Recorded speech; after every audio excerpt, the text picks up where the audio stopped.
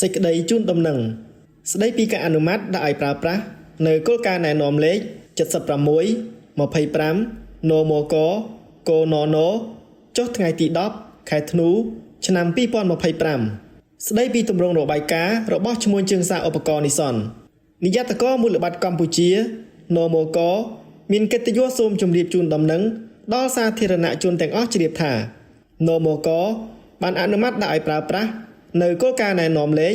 76 25 នមកកននចុះថ្ងៃទី10ខែធ្នូឆ្នាំ2025ស្តីពីទម្រង់របាយការណ៍របស់ឈ្មួញជើងសារឧបករណ៍នីសនការអនុម័តដាក់ឲ្យប្រើប្រាស់នៅគោលការណ៍ណែនាំនេះគឺជាការធ្វើបច្ចុប្បន្នកម្មនៃគោលការណ៍ណែនាំលេខ003 21 កមក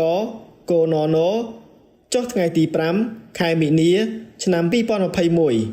ស្តីពីទម្រង់របាយការណ៍របស់ក្រុមហ៊ុនសមភាគីកណ្ដាលនិងឈ្មួញជើងសារឧបករណ៍នីសនសម្រាប់ព័ត៌មានបន្ថែម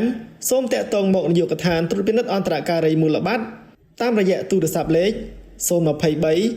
885 911 ឬអ៊ីមែល intermediaries@serc.gov.kh សេចក្តីដោយបានជម្រាបជូនខាងលើសូមសាធារណជនទាំងអស់ជ្រាបជាព័ត៌មានថ្ងៃពុធ5រោចខែមិគសេឆ្នាំម្សាញ់សពស័កពុទ្ធសករាជ2569រាជធានីភ្នំពេញថ្ងៃទី10ខែធ្នូគ្រិស្តសករាជ